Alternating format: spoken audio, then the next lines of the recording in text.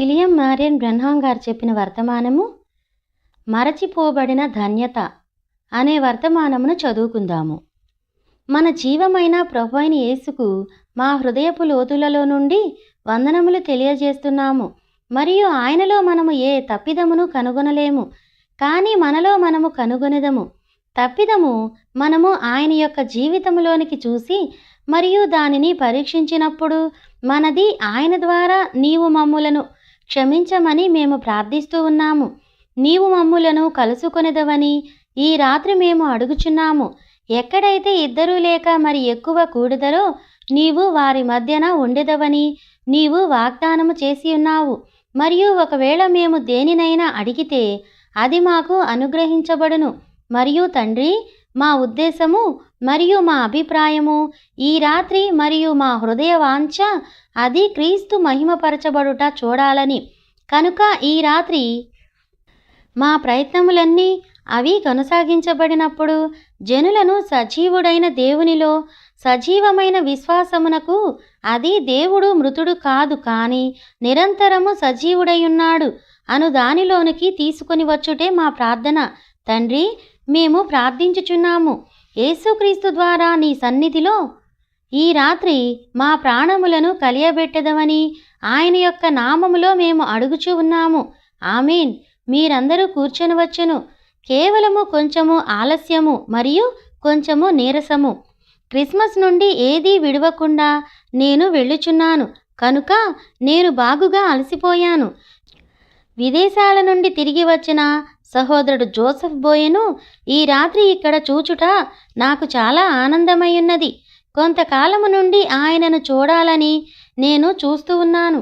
మరియు మన ప్రశస్తమైన సహోదరుడు మరియు స్నేహితుడైన సహోదరుడు టామీ హిక్స్ ఈ రాత్రి లేదా రేపు ఉదయము మీటింగ్కి హాజరవుటకు కెనడా వచ్చుచున్నాడని ఈ రాత్రి చెప్పుటకు క్షమించండి. నేను బాగుగా అలసిపోయాను కనుక నాకు బదులుగా ఈ రాత్రి ప్రసంగించుటకు లేక ప్రార్థనా వరుసను కలిగి ఉండుటకు నేను అతడిని తీసుకొని వచ్చుటకు ప్రయత్నించాను. మరియు ఆయన నా వెన్ను తట్టి మరియు చెప్పాడు, తరువాతసారి మరియు నాకు ఎల్లప్పుడూ అదే అతడు చెప్తూ ఉంటాడు. మరియు నాకు తెలుసు సహోదరుడు టామీ హిక్స్ నేను అతడితో కలిగి ఉన్న దినములు మరియు సమయములు మరియు సహవాసము సజీవుడైన దేవునికి ఒక సేవకునిగా టామీ హిక్స్ యందు నేను ఒక గొప్ప నమ్మకమును కలిగి ఉన్నాను. సహోదరుడు టామీ హిక్స్కు పరిశుద్ధాత్మ యొక్క నడిపింపునకు వ్యతిరేకముగా ఎవరైనా ఏదైనా చెప్పగలరని నేను నమ్మను. అది గొప్ప కార్యము. ఎందుకనగా ఆయన కేవలము ఒక రోజు ఆయన అర్జెంటీనాకు వెళ్ళుటకు ఆయన వర్తమానమును మీరు విన్నారు. మరియు ఆయన వెళ్ళుటకు కనీసము ఆయన దగ్గర ధనము కూడా లేదు. కానీ దేవుడు ఆయనను పంపించి ఉన్నాడు. మరియు ఆ కూడికను గూర్చి మీకు తెలుసు. మరియు దేవుని కొరకు అంతగా లోబడిన ఒక వ్యక్తి మీకు తెలుసు. నీవు ఏ భాగమునైతే దేవునికి లోపరిచి ఉన్నావో దానిని మాత్రమే ఆయన వాడుకొనగలడు. మీరు చూడండి, నేను చెప్పినట్లుగా నేను నమ్ముచున్నాను. ఒకరోజు ఎక్కడో నేను వివిధ స్థలములలో మరియు ఉదయములు మరియు మధ్యాహ్న కూడికలు మరియు ఎన్నో ఎక్కువగా మాట్లాడి ఉన్నాను. కానీ నేను ఇది చెప్పాను, నీవు దేనినైతే లోబరిచి ఉన్నావో దేవుడు దానిని మాత్రమే వాడుకొనును. సంసోను వలె సంసోను తన హృదయమును దేవునికి లోపరచలేకపోయెను. అతడు దానిని దెలీలాకు ఇచ్చి ఉండెను, కానీ అతడు తన బలమును దేవునికి ఇచ్చెను. మరియు దేవుడు కేవలము అతడి బలమును మాత్రమే ఉపయోగించుకొనగలిగెను, అంతే. కానీ ఒకవేళ ఒక వ్యక్తి తనకు తాను సంపూర్ణముగా దేవునికి సమర్పించుకొనగలిగిన ఎడల, ఇప్పుడు అదే ఒకవేళ నీ శరీరమును నీవు సమర్పించగలిగితే దేవునికి, నీ శరీరమును నీవు సమర్పించగలిగితే దేవుడు నీ శరీరమును ఉపయోగించుకొనును. ఒకవేళ నీవు నీ మనస్సును సమర్పించగలిగితే నీ హృదయమును, అది ఏదైనా నీవు వాడుకొనుటకు దేనినైతే దేవునికి ఇచ్చిన్నావో దానినే ఆయన వాడుకొనును. ఆ విధముగా లోపరుచుకున్న వారినెవరినైనా కనుగొనుటకు ఆయన వెతుకుచున్నాడు. సహోదరుడు టామీ, దేవుడు నీతో ఉండునుగాక. ఒక గొప్ప విజయము నీకిచ్చునుగాక. మేము నీ కొరకు అక్కడ నీ కూడికల కొరకు ప్రార్థించెదము. మరియు కొద్ది దినములలో నేను కూడా కెనడాలో ఉండెదను. కానీ మరి ఒక చివరన కనుక మరియు నీకు గొప్ప విజయము మరియు సురక్షితమైన ప్రయాణము నిచ్చునుగాక. సహోదరుడు టామీ హిక్స్, దేవుడు నిన్ను దీవించునుగాక అని చెప్పుచున్నాడు. వందనములు. మరియు సహోదరుడు టామీ, నీకు కూడా అదే. ఈ ఉదయకాలమున మేము ఒక గొప్ప సమయమును కలిగి ఉన్నాము. ఈ ఉదయమున దేవుని యొక్క బల్ల చుట్టూ సహవాసముతో ఎక్కడైతే మేము ఆశీర్వాదమును అడిగి మరియు సేవకుల యొక్క అల్పాహార విందును కలిగి ఉన్నామో అక్కడ ఈ పట్టణము యొక్క సేవకుల సమూహమును కలుసుకునే భాగ్యమును నేను మొదటిసారి కలిగి ఉన్నాను. మరియు ఖచ్చితముగా నేను కొంతమంది గొప్ప వ్యక్తులను, గొప్ప హృదయములు కలిగిన క్రీస్తు యొక్క గొప్ప సేవకులను, దేవుని కొరకు సమీపించే వారిని నేను కనుగొన్నాను. మరియు ఇక్కడ చికాగోలో అందరూ కలిసి ఒక గొప్ప కూడికను కలిగి ఉండెదము. ఒక సమయము అందరూ కలిసి ఒక పూర్తి స్థలము కలిగిన దగ్గరకు మీరు చేరి మరియు ఒక పెద్ద సహవాస కూడికను కలిగి ఉండెదమని నేను నమ్ముచున్నాను. ఇప్పుడు అక్కడ గత సాయంకాలము మేము రోగుల కొరకు ప్రార్థించుచున్నాము. మరియు ఆదివారము మధ్యాహ్నము నేను అబ్రహాము మరియు అతని తరువాత అతడి సంతతి అనే అంశముపై ప్రసంగించాను.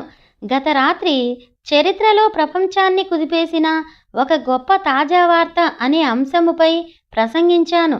మరియు ఈ రాత్రి ఒకవేళ మీరు లేఖనములను త్రిప్పినట్లయితే మత్తయి సువార్త 11వ అధ్యాయము మరియు 6వ వచనమునకు మీరు త్రిప్పిన నేను ఈ మాటలను చదివెదను. మరియు నా విషయమై అభ్యంతరపడనివాడు ధన్యుడు. ఇప్పుడు ఈ అంశమును నేను మరచిపోబడిన ధన్యత అని పిలుచుచున్నాను. మనమందరము ధన్యతలను గూర్చి ఎరిగియున్నాము.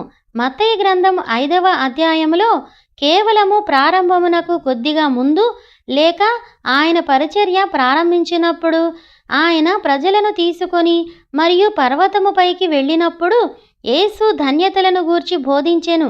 ఆయన వారికి నాయకుడాయను. మరియు ఆయన పైకి వెళ్ళి ధన్యతలను గూర్చి బోధించెను మరియు ప్రారంభించి, వారు చెప్పినది మీరు విన్నారు, ఆ పాతకాలపు వారు, కానీ నేను మీకు చెప్పెదను మరియు అటువంటివి. ఇప్పుడు యేసు ఒక పరిపూర్ణ మాదిరి లేక మోషే యేసుకు సాదృశ్యముగా ఉన్నాడు. మోషే యేసుకు మొదట మాదిరిగా ఉన్నాడు. మోషే ఒక ప్రవక్త. అతడు ధర్మశాస్త్రమును ఇచ్చువాడు. అతడు అరణ్యములో ఉన్న ఆ జనులపై రాజువలే ఉన్నాడు. ఇజ్రాయేలు మరియు అతడు ప్రవక్తగా జన్మించాడు.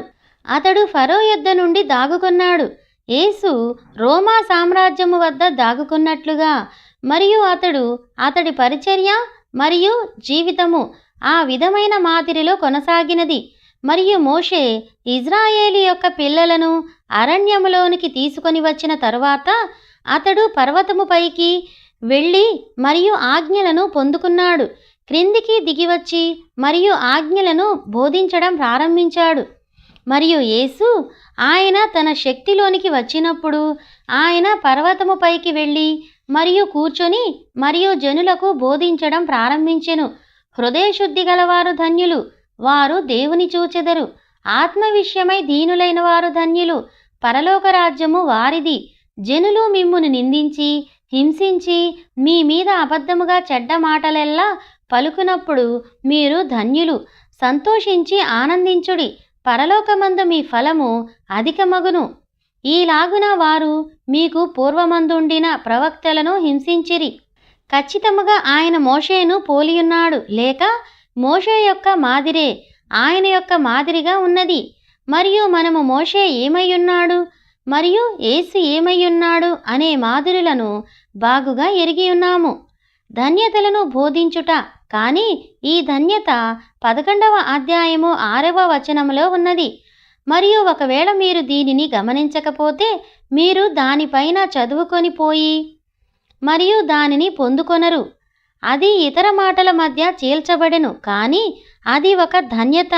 మరియు ఆయన చెప్పెను, మరియు నా విషయమై అభ్యంతరపడనివాడు ధన్యుడు. చూశారా? హృదయశుద్ధి గలవారు ధన్యులు, సమాధానపరచువారు ధన్యులు, ధన్యులు ధన్యులు. మరియు ఇక్కడ మళ్ళీ ఈ ధన్యతను ఆయన విడిచిపెట్టి ఉన్నాడు. చూశారా? ధన్యులు మరియు నా విషయమై అభ్యంతరపడనివాడు ధన్యుడు. ఓ, ఆ దినములలో అవి గొప్ప సమయములు. ఇప్పుడు ఇది ప్రారంభించడానికి కారణమేమయ్యున్నదో మనము కనుగొనియున్నాము. అది ఈ గొప్ప క్రొత్త నిబంధన ఏలియా అయిన బాప్తిస్మమిచ్చు యోహాను యొక్క పరిచర్య తర్వాత మరియు అతడి కొరకే వర్తమానము పంపించబడెను. మరియు అతడి యొక్క పరిచర్యను బట్టే యోహాను చెరసాలలో ఉంచబడెను. మరియు ఓ, యోహాను ఎంత కఠినమైనవాడు! మరియు అతడు నిజముగా సత్యముగా యేసు నాకు ముందుగా వెళ్ళును అని చెప్పిన వర్తమానికుడు. మరియు అతడు ప్రకృతి మనుష్యుడు. మరియు ఏ విధముగానైనా వారు అతడిని పట్టుకొనినప్పుడు అతని ద్వారా ఆత్మ ద్వారా అభిషేకించబడిన పరిపూర్ణమైన ఏలియా వలె ఉండును. అతడు క్రొత్త నిబంధన యొక్క అభిషేకించబడిన ఏలియా. యెజబెలు దుర్నీతి గల స్త్రీలు జీవించిన దానిని ఏ విధముగా ఏలియా అటువంటి మనుష్యుడు ఇష్టపడలేదో మరియు యోహాను కూడా అదే. మరియు ఏలియా అరణ్యములో నివసించెను. యోహాను అంతే. ఏలియా చేసినట్లుగానే యోహాను కూడా ఒంటరిగా నిలబడెను. మరియు అరణ్యము నుండి వచ్చిన ఆ గొప్ప కఠినమైన మనుష్యుడను మరియు వారు అతడిని ఒక పాత మట్టితో కూడి చెమ్మగానున్న చెరసాలలో వేసి ఉన్నారు.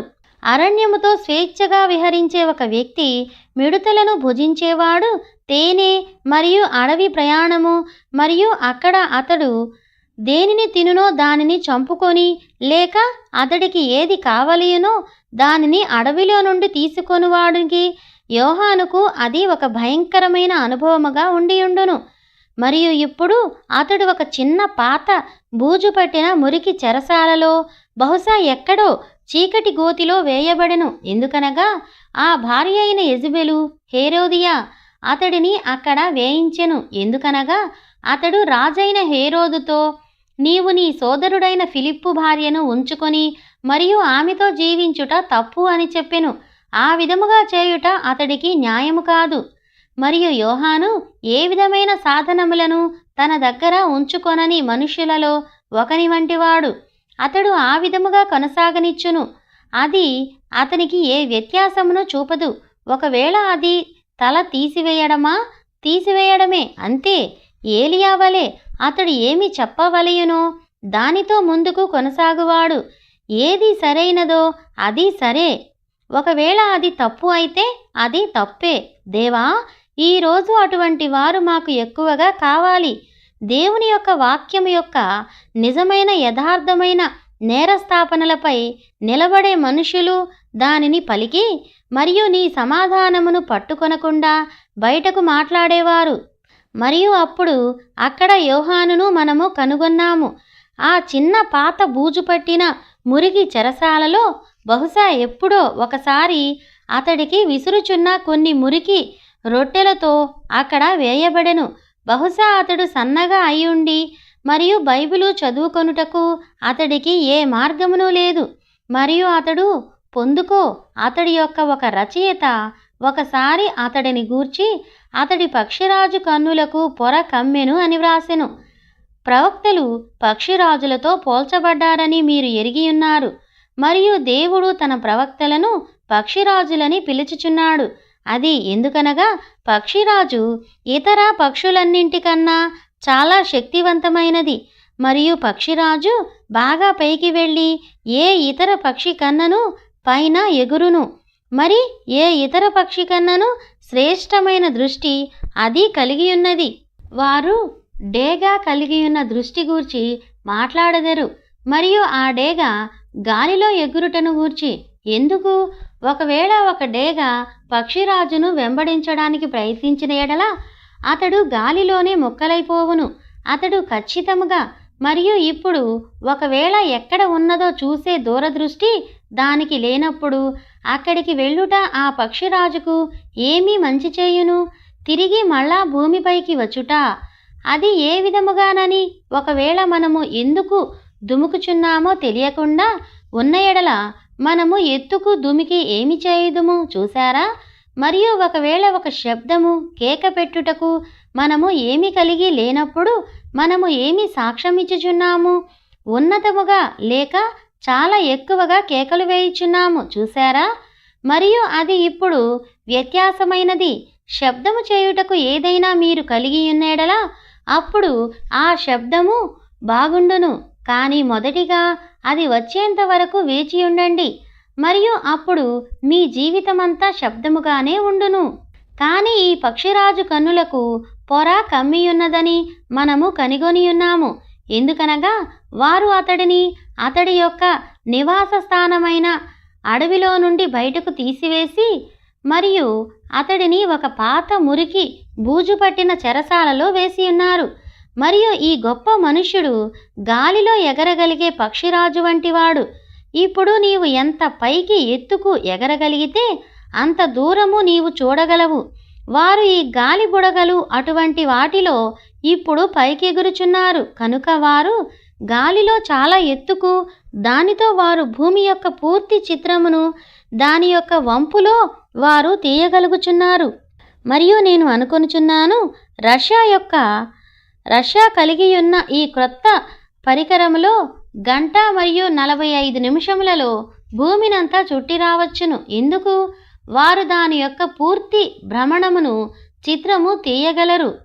కానీ ఎంత ఎత్తుకు నీవు చేరగలిగితే అంత ఎక్కువ నీవు చూడగలవు. కాబట్టి బైబిలులో ఉన్న ప్రవక్తలు సమాజము కన్నా ఎత్తుకు ఎగరగలిగే పక్షిరాజుల వలె వారు ఉన్నారు.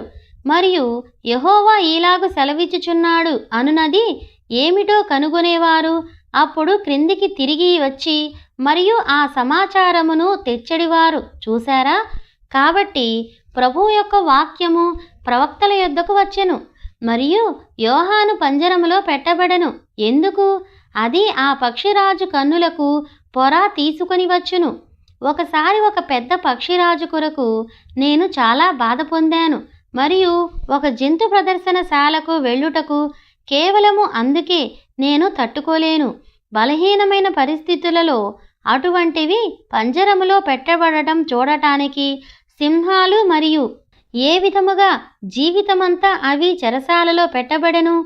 మరియు చిన్న సారా మరియు నేను ఒకసారి ఇక్కడ సిన్సానిటీ జంతు ప్రదర్శనశాల దగ్గర చుట్టూ తిరుగుతూ ఉన్నాను మరియు అమ్మ మా ఆహారాన్ని సిద్ధము చేస్తూ ఉన్నది. మేము పిల్లలతో అక్కడ ఉన్నాము. వారు ఆ చిన్న బోటులో షికారు మరియు కోతులు అటువంటివి చూచుటకు ఇష్టపడుచున్నారు. కనుక అమ్మ ఆహారాన్ని సిద్ధము చేస్తూ ఉన్నప్పుడు మేము చుట్టూ తిరుగుచూ ఉన్నాము మరియు నేను ఒక కేక విన్నాను. అది ఏమిటా అని చూడటానికి నేను కొండ క్రిందకి వెళ్ళాను మరియు వారు అప్పుడే ఒక పెద్ద పక్షిరాజును పట్టుకొని మరియు దానిని పంజరములో పెట్టియున్నారు. మరియు ఆ దీనమైన దానిని నేను అక్కడ చూచియున్నాను. మరియు దాని శిరస్సు అంతా అది రక్తము కారుచున్నది మరియు దాని శిరస్సు మరియు రెక్కల యొద్ద కొట్టుకొనుట ద్వారా ఈకలు అన్నీ రాలిపోయినవి. అప్పుడు అది ఎగురుటకు పక్షిరాజు వలె అది అక్కడకు వచ్చుచున్నది మరియు దాని యొక్క తల శిరస్సును ఆ ఊచలకు కొట్టుకొనుచున్నది మరియు దానిని వెనుకకు ఈడ్చివేయుచున్నది మరియు నేల మీద పడి క్రింద ఉండి మరియు ఆ పెద్ద కళ్ళను చుట్టూ తిప్పుచూ ఆ విధముగా పక్షిరాజు పైకి చూస్తూ మళ్ళీ తిరిగి వచ్చి మరియు అది వచ్చి తిరిగి ఆ ఊచలను తిరిగి కొట్టుకొనుచున్నది మరియు రక్తము మరియు ఈకలు దాని నుండి రాలిపోవచున్నాయి మరియు దాని వెనుక జారిపడి మరియు ఆ పెద్ద కళ్ళను పైకి త్రిప్పుతూ మరియు పైకి చూస్తున్నది. ఎందుకు? అది ఒక ఆకాశ సంబంధమైన పక్షి. అది ఎక్కడ ఉండవలసి ఉన్నదో అక్కడకు చూస్తూ ఉన్నది. కానీ మానవుని యొక్క కుయుక్తితో కూడిన కొన్ని పన్నాగములు దానిని పంజరములో పెట్టివేసి ఉన్నవి మరియు అది చాలా భయంకరమైన దయార్థమైన దృశ్యము అని నేను అనుకొనియున్నాను. దానిని వదిలివేయుటకు ఒకవేళ నేను ఆ పక్షిరాజును కొనవలసినదని నేను నా మొదటి అర్పణను తీసుకొనవలసి ఉన్నది. నేను ఆ పక్షిరాజును కొనియుండెడివాడను. నేను అనుకున్నాను ఆ దీనమైనది. నేను అనుకున్నాను ఒకవేళ అది భయంకరము కాకపోయిన ఎడల అది ఆకాశములో ఎగురు పక్షిగా ఉండుటకు అది జన్మించినది మరియు ఇక్కడ అది మానవుల యొక్క కుయుక్తులతో అంతా బంధింపబడినది మరియు అది కేవలము తన తలను చితక్కొట్టుకొనుచున్నది. కానీ అది బంధింపబడినది. నేను ఎన్నడూ చూడనటువంటి అతి భయంకరమైన జాలిగల దృశ్యమది అని నేను అనుకొనుచున్నాను. అప్పుడు వెళ్ళిపోవుటకు నేను వెనుకకు తిరిగి ఉన్నాను. మరియు నేను అనుకున్నాను, అవును, అది ఒక భయంకరమైన దృశ్యము, కానీ దానికన్నా భయంకరమైన ఒక దానిని నేను చూచియున్నాను. దేవుని యొక్క కుమారులు మరియు కుమార్తెలుగా జన్మించవలసిన పురుషులు మరియు స్త్రీలు ఏదో ఒక పంజరము లాంటి దానిలో బంధింపబడటం చూచుట. పరలోకమునందు ఒక దేవుడున్నాడని వారు పైకెత్తి చూచినప్పుడు ఆయన ఒక గొప్ప స్వస్థపరచువాడు మరియు ఒక గొప్ప యజమానుడు మరియు ఒక గొప్ప రక్షకుడు అని తెలుసుకొనుటకు, మరియు ఏదో ఒక రకమైన యాజక సంబంధమైన బోనులో పెట్టబడి అన్ని రకముల సమాజములు మరియు అటువంటి ప్రతి దానితో వారి యొక్క బుర్రలు పగలగొట్టకొనుచు, మరియు ఇక ఎన్నడూ ఆ పంజరములో నుండి బయటకు రాలేకపోవుదురు. అది ఒక దీనమైన స్థితి. వారికి ఒక గొప్ప దేవుని గూర్చి చెప్పి మరియు వారి యొక్క ఆశలను నిర్మించి, మరియు అప్పుడు వారిలో నుండి ఆ మొత్తము కార్యమును బయటకు లాగివేయును. ఆయన చనిపోయెను మరియు సమాధిలో పెట్టబడెను. ఆయన ఉండవలసిన విధముగా ఆయన లేడు. అది ఒక దీనమైన దృశ్యము. జనులను ఆ విధముగా చూచుట. దేవుని యొక్క కుమారులు మరియు కుమార్తెలుగా జన్మించవలసిన పురుషులు మరియు స్త్రీలు ఆ విధమైన సంగతులతో బంధింపబడెను. యోహాను అతని యొక్క పక్షిరాజు కన్ను నిజముగా పొరకమ్మెను, మరియు యోహాను బాగా అలసిపోయెను. అతడు మరియు ఏలియా ఒకే గొప్ప విధముగా ఉన్నారు, ఎందుకనగా అదే ఆత్మ ఇతనిపై ఉన్నది. ఒక వేరైన వ్యక్తి. చూడండి, దేవుడు ఎన్నడూ తన ఆత్మను తీసుకొనడు. ఆయన కేవలము తన మనిషిని తీసుకొనును. దేవుడు ఏలియాను తీసుకొనెను. ఏలియా ఆత్మను తీసుకొని మరియు ఎలీషాపై ఉంచెను. తరువాత ఎలీషాపై నుండి తీసివేసి మరియు యోహానుపై ఉంచెను, మరియు ఖచ్చితముగా చివరి కాలములో దానిని తిరిగి ఉంచెనని వాగ్దానము చేసెను. చివరి కాలములో వేరొక వ్యక్తి వచ్చుట, వేరే ఎలీషా బైబిలు పాఠకులుగా మనకు వాగ్దానము చేయబడిన దానిని మనమందరము ఎరిగి ఉన్నాము. ఇప్పుడు దెయ్యము కూడా తన మనుష్యుని తీసుకొనును, కానీ ఎన్నడూ అతని ఆత్మను కాదు అని తరువాత మనము తెలుసుకొని ఉన్నాము. మరియు అతడు దానిని అదే విధముగా వచ్చినట్లుగా చేయుచున్నాడు. మరియు ఆ రెండు కలిసి ఉన్నవని మనము కనుగొని ఉన్నాము. మరియు ఏలియా మరియు యోహాను ఒకే గొప్ప వ్యక్తులుగా ఉన్నారు. వారిద్దరూ నిజముగా భయముతో బెదిరిపోయేవారు. వారిద్దరూ కూడా నరాల బలహీనత, భయముతో కూడా వణుకు కలిగినవారు. వారిద్దరూ కూడా. మరియు దేవునికి దగ్గరగా జీవించే మనుషులు చాలా మట్టుకు నరాల బలహీనులుగా పరిగణించబడుదురు, లేక వారిలో ఏదో తప్పు ఉన్నది, అది నిజము. వారు ఎల్లప్పుడూ ఆ విధముగానే పరిగణించబడుదురు. పౌలు ఈ ఉదయము సేవక సమూహముతో నేను మాట్లాడుచున్నప్పుడు అగ్రిప్ప అతడికి చెప్పెను, లేక ఫేస్తు చెప్పెను, ఎక్కువ జ్ఞానము నిన్ను పిచ్చివానిగా తయారు చేసినది, లేక మతిలేనివానిగా. అతడు చెప్పాడు, నేను పిచ్చివాడిని కాను, నేను మతిలేనివాడను కాను, నేను మైకము లేనివాడను. చూశారా? మరియు నేను సరిగానే ఉన్నాను. మరియు వారు ఆరోపించెను. విలియం కౌపర్ అని నేను నమ్ముచున్నాను. లండనులోని అతడి సమాధి దగ్గర నేను నిలబడ్డాను. మరియు అతడు ఆ ప్రఖ్యాత గీతమును వ్రాసెను. రక్తముతో నింపబడిన ఒక ఊట ఉన్నది. అది ఇమ్మానుయేలు రక్త నాళములో నుండి తీయబడినది. పాపులందరూ ఎక్కడైతే దానిలో మునుగుతారో వారి యొక్క పాపములన్నీ పోవును. ఆ వ్యక్తి చాలా ప్రేరేపించబడినాడు. తరువాత అతడు ఒక త్రాడును తీసుకొని మరియు ఉరివేసుకొనుటకు ప్రయత్నించాడు. ఆ త్రాడు తెగిపోయినది. అతడు ఆత్మహత్య చేసుకొనుటకు ఒక నది దగ్గరకు వెళ్ళుటకు ప్రయత్నించాడు. మరియు చాలా మంచుతో కప్పబడి ఉండడం వలన ఆ కారు నడిపేవాడు ఆ నదిని కనుగొనలేకపోయాడు. మరియు అది కేవలము ఆ ప్రేరేపణ ఒక వ్యక్తిని ఏ విధముగా పట్టుకొని అతడిని లాగుకొని పోవును అన్న దానిని చూపిస్తున్నది. అప్పుడు అతడు దానిలో నుండి బయటికి వచ్చినప్పుడు స్టెఫను పోస్టరు వలె అతడు ఈ దేశమునకు గొప్ప జానపద గీతములను ఇచ్చెను. Old Black Joe Down on the Suwannee River, Old Kentucky Home అతడు ప్రేరేపణ పొందుకున్న ప్రతిసారి మరియు పాట వ్రాసినప్పుడు అతడు త్రాగుతూ ఉండేవాడు. చివరికి అతడు ప్రేరేపణ నుండి దిగువకు జారినప్పుడు లేదా బయటకు వచ్చినప్పుడు అతడు ఒక సేవకుడిని పిలిచి మరియు ఒక గెడ్డం గీచుకునే బ్లేడును తీసుకుని ఆత్మహత్య చేసుకొనెను. మరియు ప్రవక్త అయిన యోనా గూర్చి నేను తలంచాను, దేవుడు అతడిని ప్రేరేపించుచున్నాడు. ఆ కాలమునకు ఎగరగల గొప్ప పక్షిరాజు అతడే. దేవుడు అతడిని మిక్కిలిగా ప్రేరేపించగా అతడు క్రిందికి వెళ్ళి 3 పగలు 3 రాత్రులు తిమింగళ గర్భములో పెట్టబడెను. ఒడ్డునకు నడుచుకొని వచ్చి మరియు ఒక వర్తమానమిచ్చెను. అది వారి పశువులపై కూడా గోనెపట్ట ధరించే అంతగా ఆ జనులను చేసినది. మరియు ఆత్మ అతడిని విడిచిపెట్టినప్పుడు అతడు కొండపైకి వెళ్ళి మరియు కూర్చుని అతడు చనిపోయేటందుకు దేవుణ్ణి అడిగి ఉన్నాడు. అది నిజము. ఈ గొప్ప ఏలియాను మనము కనుగొన్నాము. యోహాను అతడికి మాదిరి. ఆ కాలమునకు గొప్ప పక్షిరాజు, శక్తిగల కఠినమైనవాడు, గొప్ప అడవి మనిషి, అడవిలో ఒక గుహలో నివసించువాడు. మరియు అతడు బయటికి వచ్చి జనుల మధ్యలోనికి దూసుకొని వచ్చి ఉన్నాడు.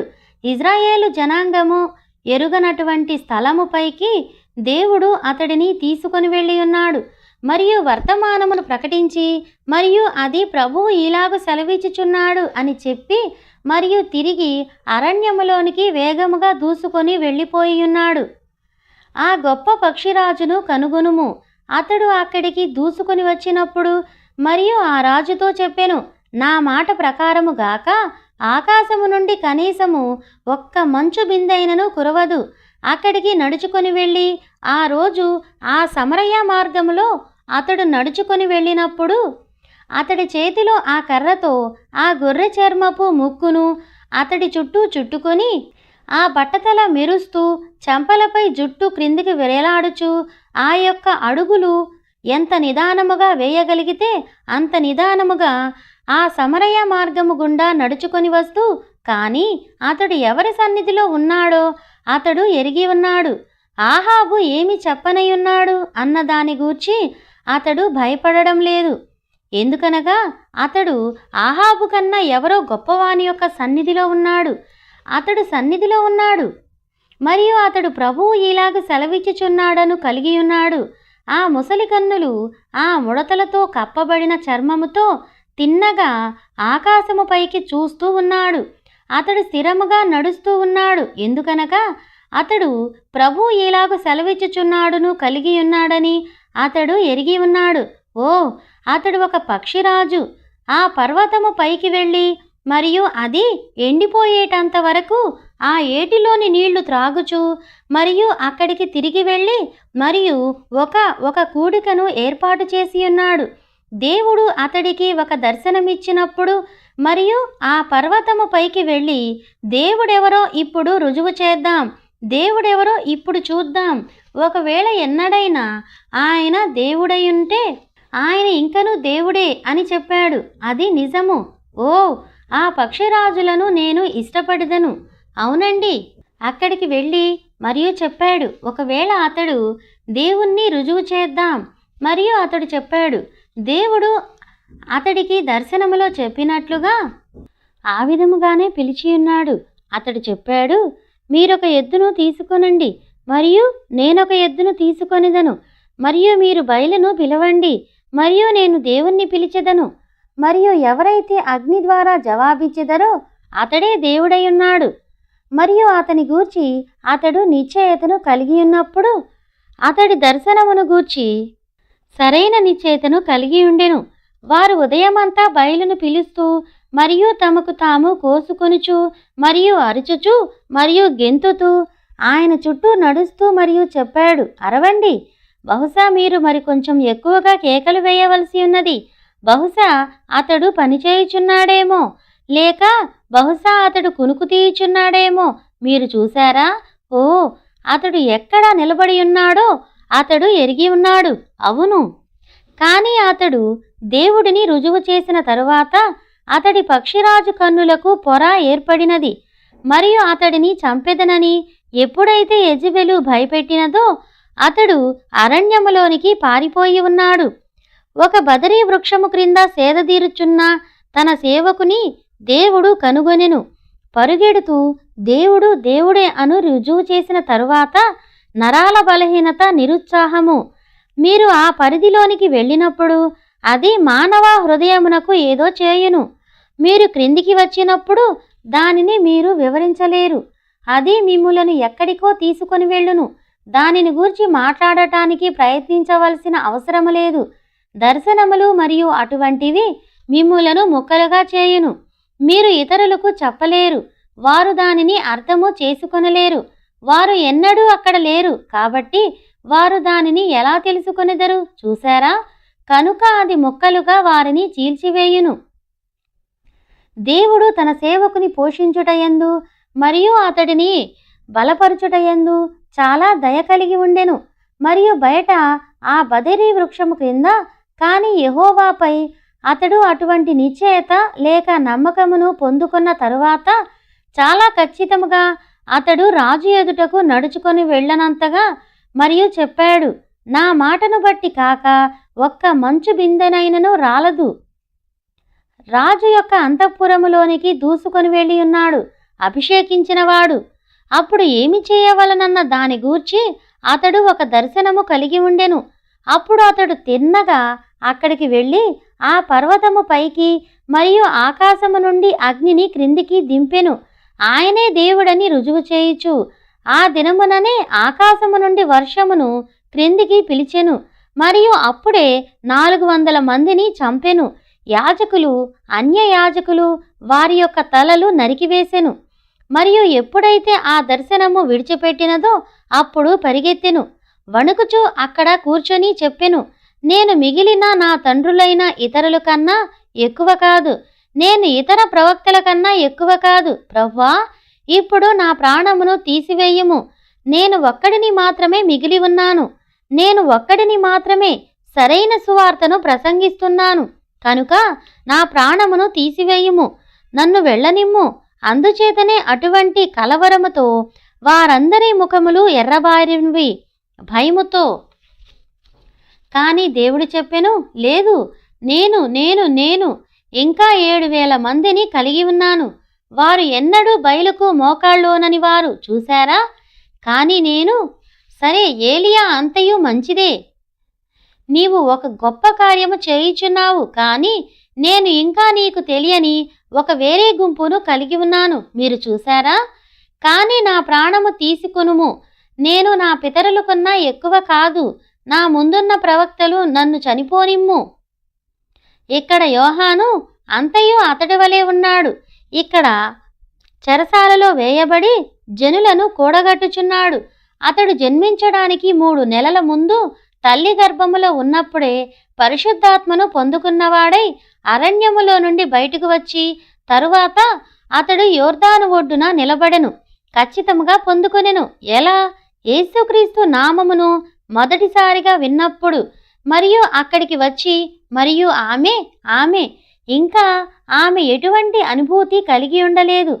కేవలము ఆ దూత ఆమెను కమ్ముకొనెను. పరిశుద్ధాత్మ ఆమెకు చెప్పి ఉండెను. ఆమె యూదయకు వెళ్ళెను. మరియు ఆమె ఎలిజబెతుతో తాను తల్లి కాబోచున్నానని చెప్పెను. ఆ దేవుడు నన్ను కమ్ముకొనెను. మరియు నేను ఒక కుమారుని కలిగి ఉండబోచున్నాను.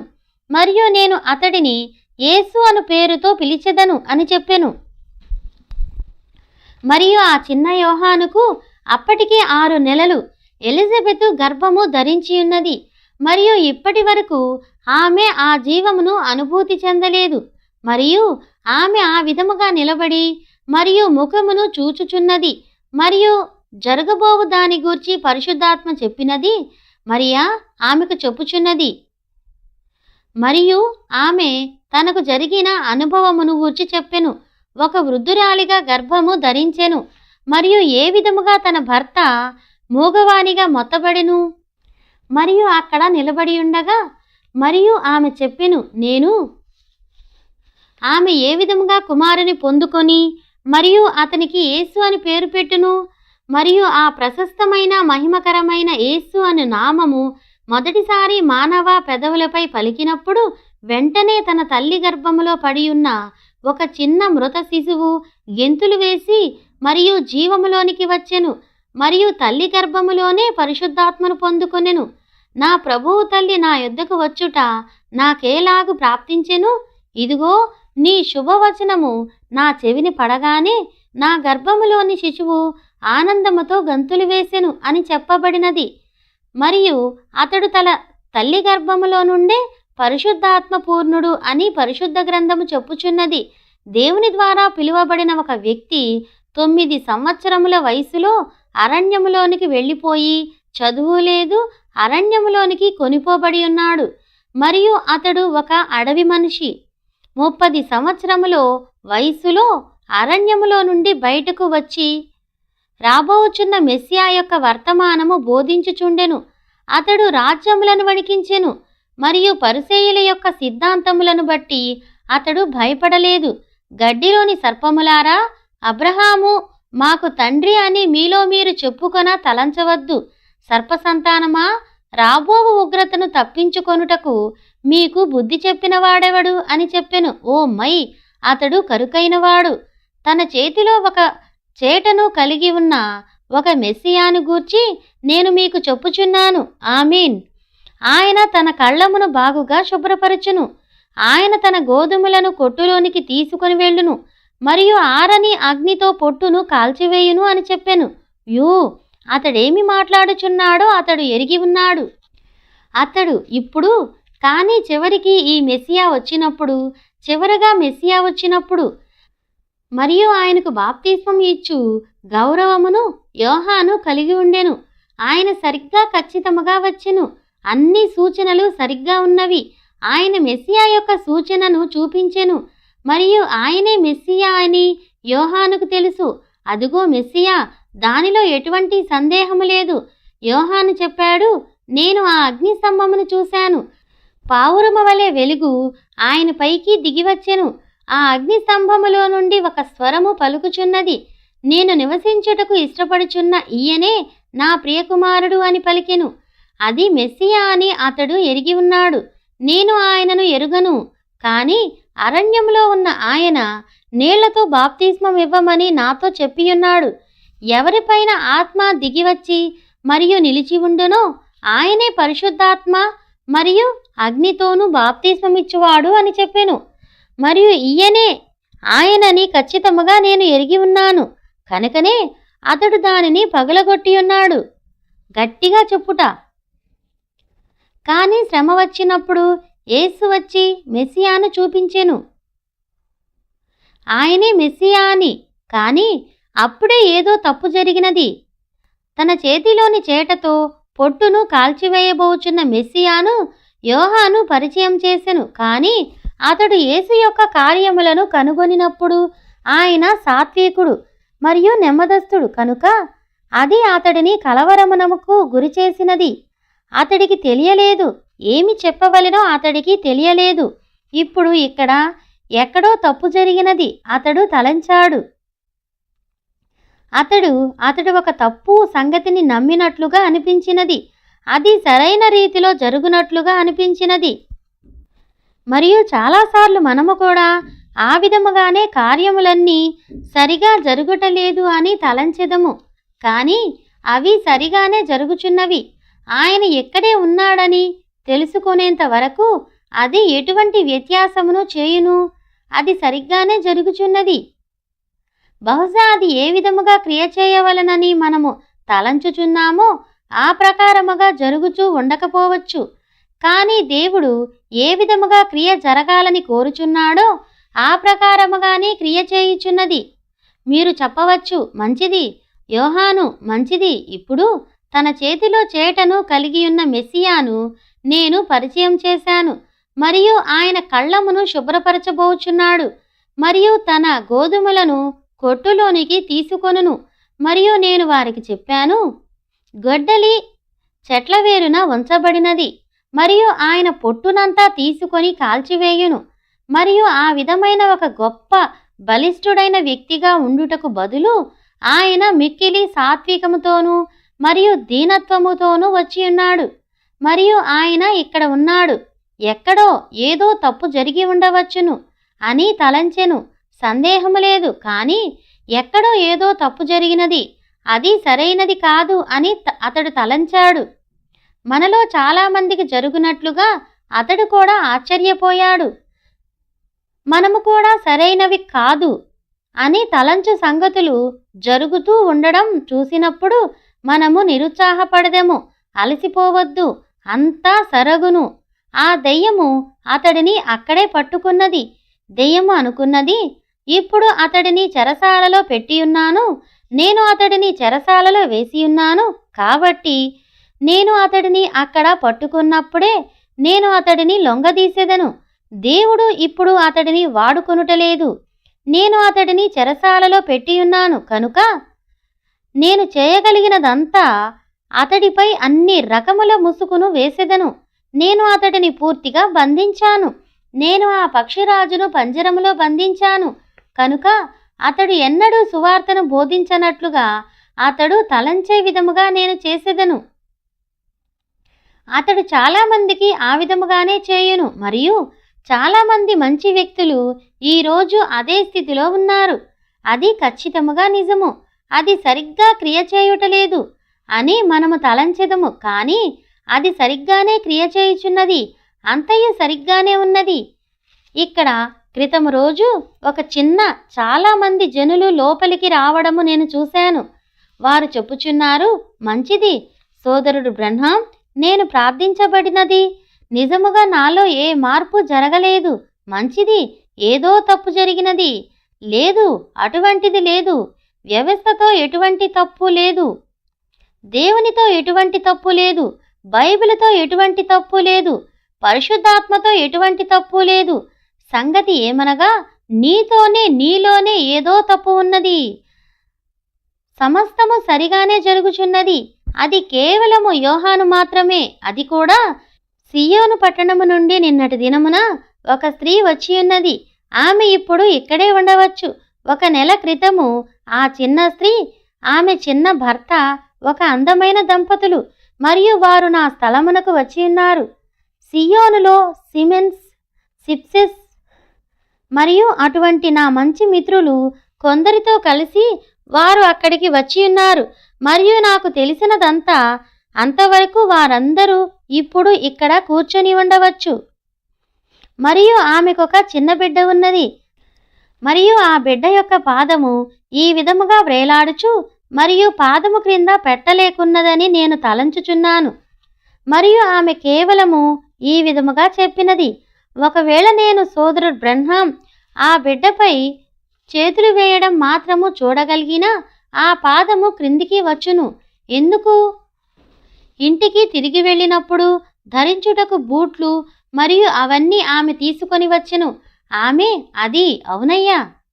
కనుక గుడారము యొద్ద నేను ప్రార్థించుచుండగా లేక ప్రసంగించుచుండగా మరియు నేను అక్కడికి వెళ్ళినప్పుడు ఇల్లినాయిస్లోని బ్లూమింగ్టన్లో వేరొక కూడిక కొరకు మార్గమును ఏర్పాటు చేయుటకు నేను ప్రయత్నించుచున్నాను. మరియు అప్పుడు మొదటి సంగతి మీకు తెలుసా? నేను వేదికను విడిచిపెట్టబోచుండగా పాదశుద్ధి కొరకు వెళ్ళబోచున్నాను అని నేను నమ్ముచున్నాను. మనము పాదశుద్ధిని నమ్మెదము. బైబిలు అది మనకు బోధించుచున్నది అని నేను నమ్ముచున్నాను. మరియు ఆయన వచ్చేంత వరకు దానిని మనము చేయవలసి ఉన్నది. కనుకనే ఆయన చెప్పిన ప్రతి మాటను మనము నెరవేర్చ ప్రయత్నించుచున్నాము. మరియు ఇప్పటికీ 30 సంవత్సరముల నుండి ఎల్లప్పుడూ మనము దానిని ఈ సంఘములో ఆచరించుచున్నాము. పాదశుద్ధి కొరకు మనము లోపలికి వెళ్ళుచున్నాము. మరియు నా కుమారుడు వచ్చి, నాన్న, అక్కడ సియోనులో నుండి కొంతమంది జనులు వచ్చి ఉన్నారు అని చెప్పాడు. ఈ రోజు రాత్రి రోగుల కొరకు ప్రార్థన ఉండునని వారు ఎదురు చూస్తూ ఉన్నారు అని అన్నాడు. వారొక చిన్న బిడ్డను కలిగి ఉన్నారు. ఆ స్త్రీ నమ్ముచున్నది, ఒకవేళ నీవు గనుక ఆ బిడ్డ కొరకు ప్రార్థించినట్లయినా ఆ చిన్న కాలు బాగవును. ఆమె కాలు కొంచెము అవిటిగా ఉన్నది అని చెప్పాడు. నేను చెప్పాను, ఇక్కడకు తీసుకుని రండి. మరియు ఆ చిన్న అందమైన తల్లి ఆమె పైకి వచ్చి చెప్పినది, నా కుమార్తె, సహోదరుడు బ్రహ్మాం, మేము నమ్మియున్నాము. నా భర్త మరియు నేను నీవు ఈ బిడ్డపై చేతులుంచినప్పుడు ఆ కాలు తిన్నగా రాబోవుచున్నది, అది సరవబోవుచున్నది. ప్రభు యొద్ద నుండి నేను ఒక దర్శనమును పొందుటను నీవు కోరుచున్నావా అని నేను అడిగాను. ఆమె చెప్పినది, లేదయ్యా, కేవలము నీ చేతులు ఆమెపై ఉంచుము. నేను చెప్పాను, మంచిది, దానిని నేను చేస్తాను. నా చేతులు ఆ బిడ్డపై ఉంచి దాని కొరకు ప్రార్థన చేసి గదిలోనికి వెళ్ళియున్నాను. మరియు మరుసటి రోజు నేను నా ఆఫీసులో ఉన్నాను. నేను అక్కడ కూర్చొని మరియు కొన్ని కాల్స్ మాట్లాడుతూ మరియు ఆఫీసు యొద్ద కొంత పని నేను చేస్తూ ఉన్నప్పుడు ఒక కారు వచ్చి మరియు దానిలో నుండి ఆ చిన్న స్త్రీ మరియు ఆమె భర్త దిగి ఉన్నారు.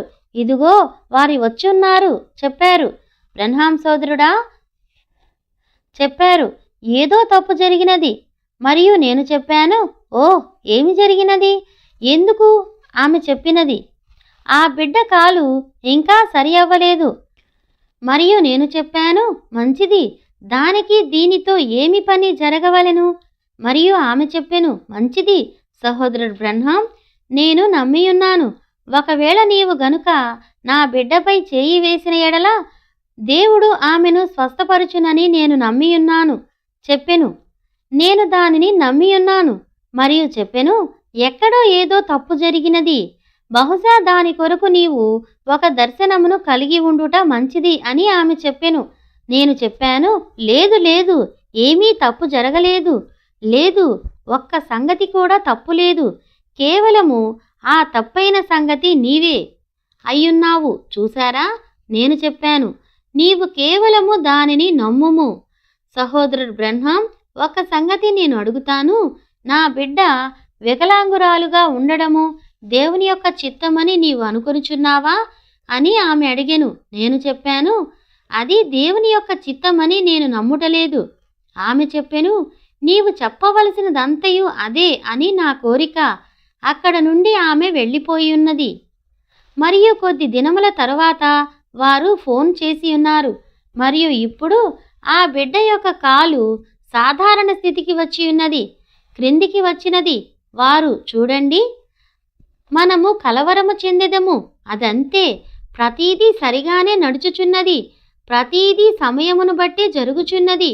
కనుక దెయ్యము ఈ ప్రజలను నమ్మునట్లుగా లేక నమ్మకుండా చేయుటకు ప్రయత్నించుచున్నదని ఇక్కడ మనము కనుగొనుచున్నాము. కనుక ఆ దెయ్యము ఆయనే మెస్సియా అని యోహాను నమ్మకుండా చేయుటకు ప్రయత్నించుచున్నది. కాబట్టి అతడు తన యొక్క 2 శిష్యులను కలిపి మరియు అతడు వారిని బయటకు పంపియున్నాడు.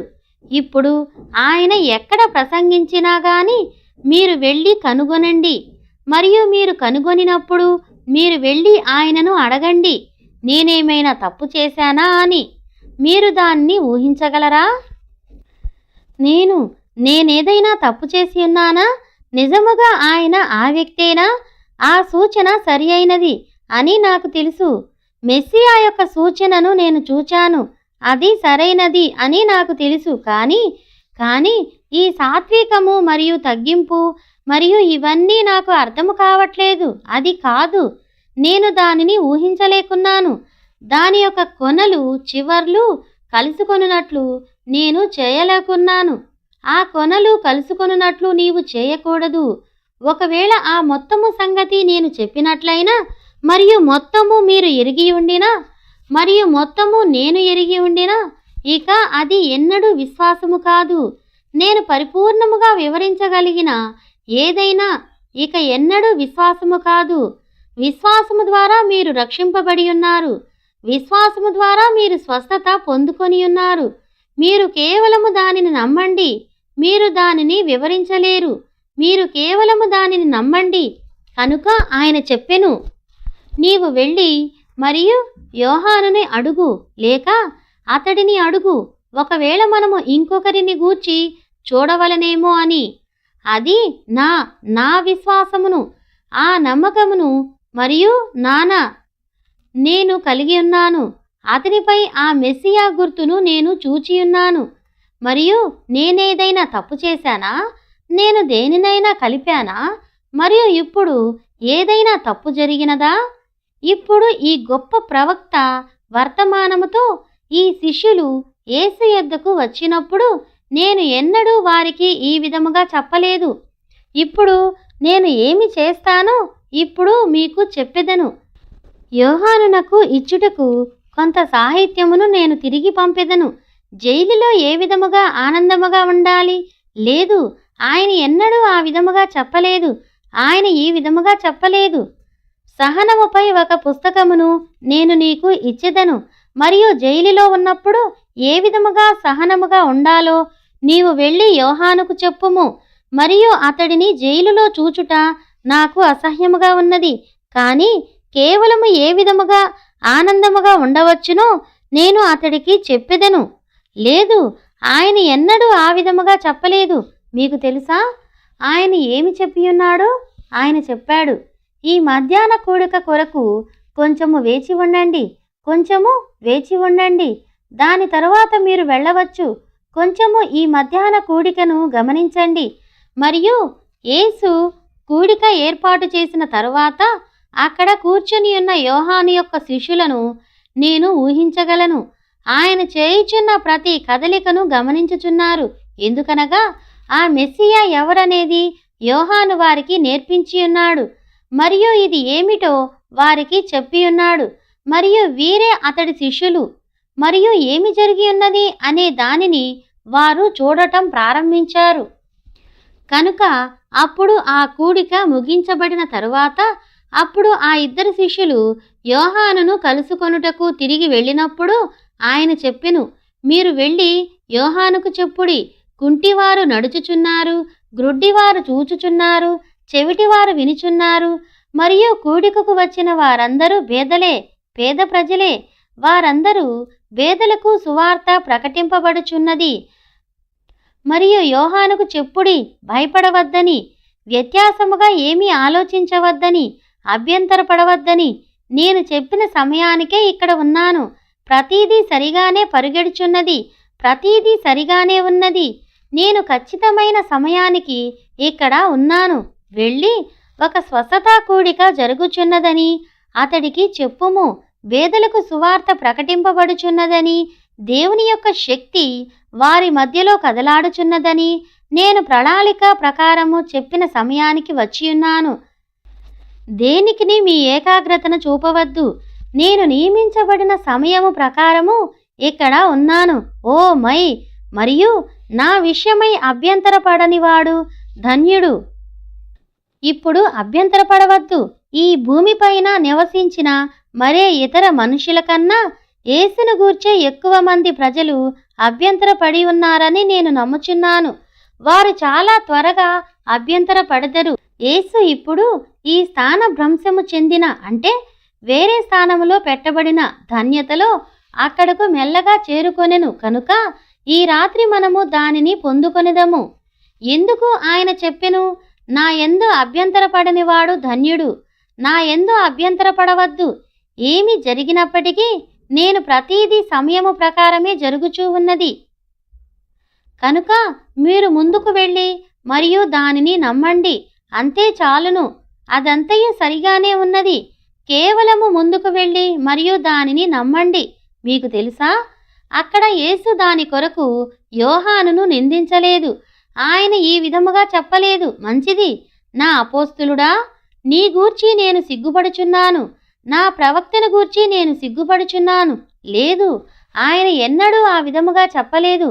నీవు ప్రసంగించుటకు వచ్చినప్పుడు దీనిని గూర్చి ఈ లోకము ఏమి చెప్పబోచున్నది? ఓ, ఎంత గొప్ప మెస్సియా!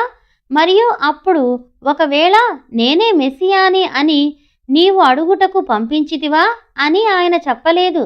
ఆయన ఎన్నడూ అతడిని గద్దించలేదు. కానీ ఎప్పుడైతే యోహాను తను యేసుకు చెప్పదగిన ఒక నీచమైన సంగతిని చెప్పియున్నాడో, యోహాను తన గూర్చి చెప్పని ఒక శ్రేష్టమైన సంగతిని చెప్పియున్నాడు.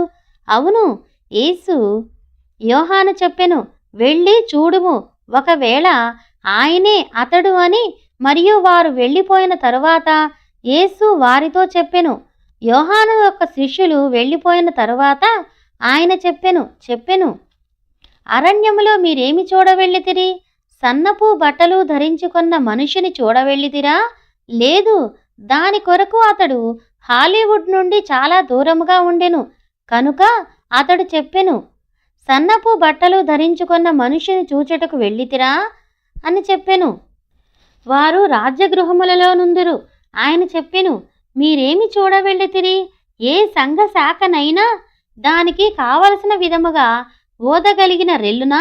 ఓహ్ లేదు, ఖచ్చితముగా కాదు. కనుక మీరు ఏమి చూడవెళ్ళితిరి?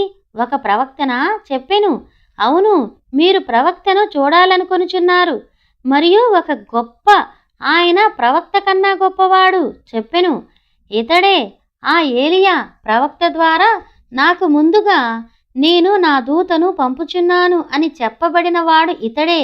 చెప్పెను, స్త్రీలు కనిన వారిలో బాప్తిస్మమిచ్చి యోహాను కంటే గొప్పవాడు పుట్టలేదని నిశ్చయముగా మీతో చెప్పుచున్నాను. ఆయన ఎన్నడూ అతడిని నిందించలేదు. ఆయనకు తెలుసు అతడు ఏలియా యొక్క ఆత్మ ద్వారా అభిషేకించబడి ఉన్నాడని, మరియు ఆ ఆత్మ అతడిపై ఉన్నది, చేసినది అదే, ప్రతీదీ క్రమములో నడుచుచున్నదని ఆయనకు తెలుసు, ప్రతీదీ సమయము ప్రకారము నడుచుచున్నది. యోహాను ఎందుకు? అతడు ప్రవక్తలందరిలో గొప్పవాడు.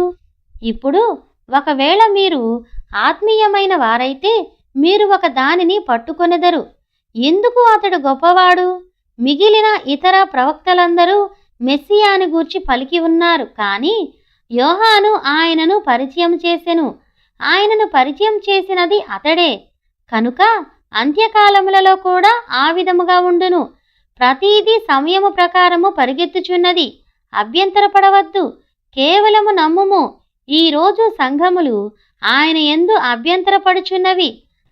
సంఘములు అభ్యంతరపడెను, ప్రజలు అభ్యంతరపడెను. వారందరూ విసుగు చెంది ఉన్నారు. ఏమి ఆలోచించవలెనో వారికి తెలియదు.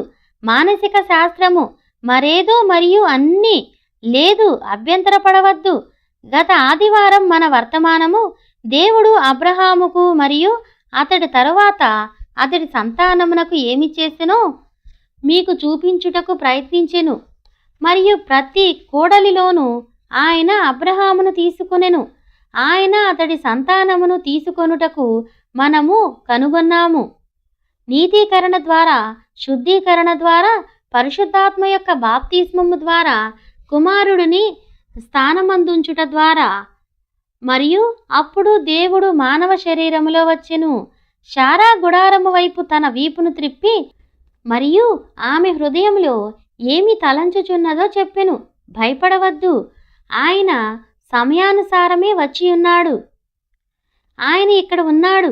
ఆయన యందు అభ్యంతరపడవద్దు. నా విషయమై అభ్యంతరపడని వాడు ధన్యుడు. ఒకవేళ ఈ రాత్రి మాట్లాడుటకు ఆయన ఇక్కడ ఉంటే ఆయన అదే విషయమును చెప్పును. ఆయన సమయము ప్రకారమే ఉన్నాడు. ప్రవక్త చెప్పి ఉన్నాడు, ఒక కాలముండును, అది పగలు కాదు, రాత్రి కాదు, కానీ అస్తమయ కాలమున వెలుతురు కలుగును. ఆయన సమయము ప్రకారమే ఉన్నాడు. ఆయన నీతీకరణ ద్వారా వచ్చాడు. లూథర్ కాలములో శుద్ధీకరణ, వెస్లీ కాలము, పెంతికోస్తు కాలము సంఘములో ఆయన వరములు తీసుకొని వచ్చెను. మరియు ఇప్పుడు యేసు ఆయన వచ్చునని చెప్పినట్లుగా మన యొక్క శరీరములో మనకు ప్రత్యక్షమాయెను. ఆయన యందు అభ్యంతరపడవద్దు. ఆయన ఖచ్చితమైన సమయానికే ఉన్నాడు. యోహాను, ఆ చెర నుండి బయటకు రా, దాని యందు నమ్మిక లేని ఆ సంస్థ నుండి బయటకు వచ్చేయి. నీ కళ్ళ వెనుక ఉన్న సంకెళ్లను లాగివేయుము. నీవు నమ్మగలిగినట్లయితే నీవొక స్వేచ్ఛాజీవివి. ఆయన సమయము ప్రకారమే ఉన్నాడు. అస్తమయ కాలమున వెలుతురు కలుగును. ఆమీన్. సాయంకాలపు వెలుగులు ప్రకాశిస్తున్నవి. ఆయన ఎవరు? అదే యేసు. తూర్పున ఉదయించిన అదే సూర్యుడు పశ్చిమమున అస్తమించును. తూర్పు దేశపు ప్రజలపై దేవుని కుమారుడు లేచి ఉన్నాడు. సమరయులకు మరియు యూదులకు ఆయన మెస్సియా అని రుజువు చేసుకొనుటకు ఆయన ఏమి చేసెను? మోషే పలికిన ప్రవక్త ఆయనే అని ఒక సూచనను వారికి చూపించెను. సమరయ స్త్రీ కూడా అదే సంగతిని సాక్ష్యమిచ్చెను. మాకు తెలుసు, మెస్సియా వచ్చినప్పుడు ఆయన ఈ విషయములను బయలుపరచును అని చెప్పెను. కాని నీవెవరు? ఆయన చెప్పెను, నేనే ఆయనను. ఆమె పట్టణములోనికి పరుగెత్తుకుని వెళ్ళి మరియు చెప్పెను, ఈయన మెస్సియా కాడా? ఈ మనుష్యుడు నాలో ఉన్న తప్పును చెప్పియున్నాడు. నేను చేసినవన్నీయు ఈయన క్రీస్తు కాడా? మరియు ప్రజలు దానిని నమ్మియున్నారు. ఆయన దానిని సమరయులకు మరియు యూదులకు చేసి ఉన్నాడు, కాని అన్యులకు కాదు. అన్యులకు సువార్త వెళ్ళక మునిపే ఆయన అప్పటికే మహిమపరచబడి మరియు మహిమలో ఉండెను. కాని అస్తమయ కాలమున వెలుగు కలుగును. సంఘము ఏమి చేయును? కాథలిజంలోనికి వెళ్ళిపోయి సంఘమును సంస్థగా చేయును. అప్పుడు లూథర్ నీతీకరణ కొరకు లాగబడెను, విత్తనము కొరకు. అప్పుడు లూథర్లో నుండి వెస్లీ వచ్చెను. శుద్ధీకరణ తరువాత పెంతెకోస్తు వారు మరియు వారు సంస్థగా మారిరి. మరియు అలా వారి యొక్క పద్ధతిలోనికి. మరియు ఇలా ఇప్పుడు అంత్యదినములలో మనము ప్రవేశించి ఉన్నాము. అది ఏమిటి? కానీ సాయంకాలపు సమయములో వాగ్దాన కుమారుడిని పొందుకోవడానికి అబ్రహాము శారాల యొక్క శరీరము మార్పు చెందడానికి ముందు ఆయన వచ్చెను, వారితో కూర్చునెను, వారితో మాట్లాడెను మరియు వారి ముందు ఒక సూచనను చేసెను. మరియు యేసు దానిని సూచించెను. మనము వెనకలేము. లూథర్ ఏమి చెప్పెను అను దాని కొరకు వెనుకకు తిరిగి చూడవద్దు.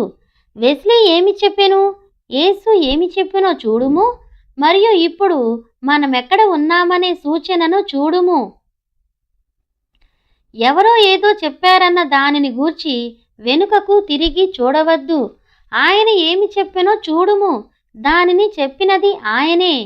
ఏ సూర్యుడైతే తూర్పున ఉదయించునో అదే సూర్యుడు పశ్చిమమున అస్తమించును. ఒక నిరాశాజనకమైన రోజు ఉన్నది. అది ఖచ్చితముగా ఉన్నది.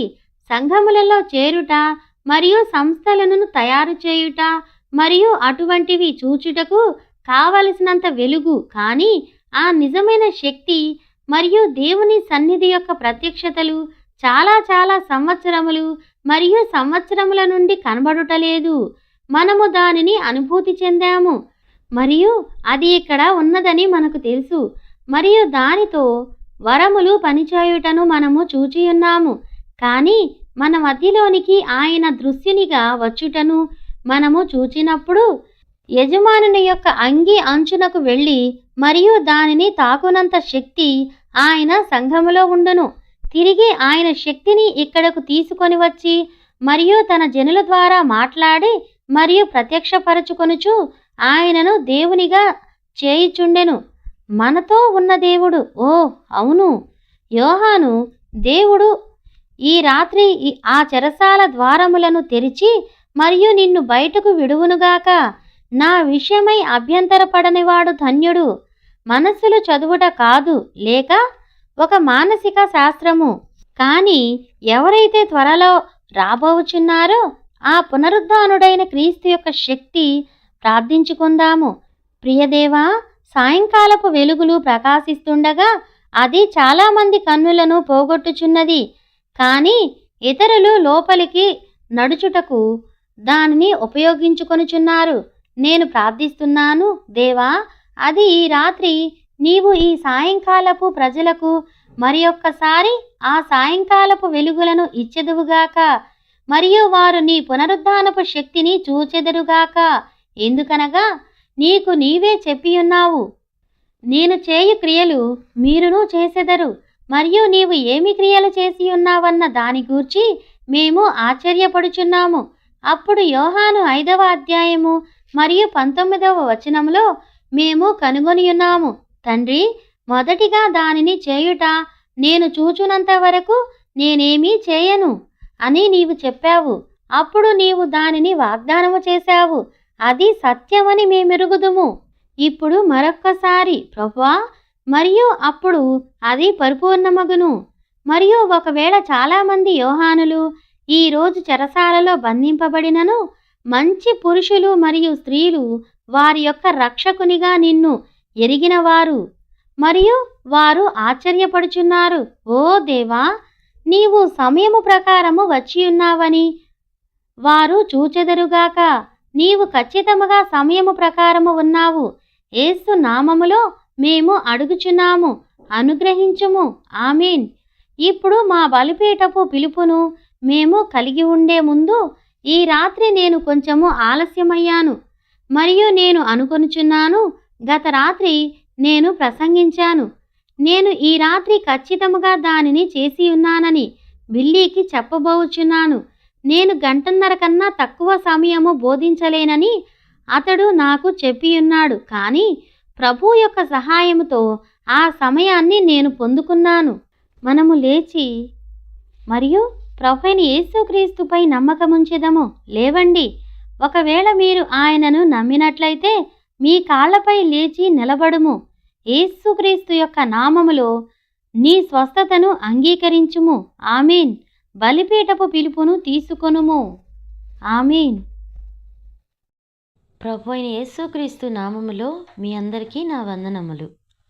మన సహోదర సహోదరులలో చదువురాని వారు, చదువు వచ్చిన సమయం లేనివారు, వర్తమాన పుస్తకములు అందుబాటులో లేనివారు అనేక మంది ఉన్నారు. వారందరికీ వర్తమానమును చదివి ఆడియో రూపంలో అందించుట ద్వారా వారందరూ ఫలించి ఆత్మీయంగా అభివృద్ధి పొంది ప్రభువు రాకడకు సిద్ధపరచబడాలి అనేది మా ముఖ్య ఉద్దేశం. ఇంకా అనేక వర్తమానములు అందించగలుగులాగున మా కొరకు ప్రార్థించగలరు. దేవుడు మిమ్మును దీవించునుగాక. ఆమేన్. ప్రభు కృపలో మీ సహోదరి మెర్సీ.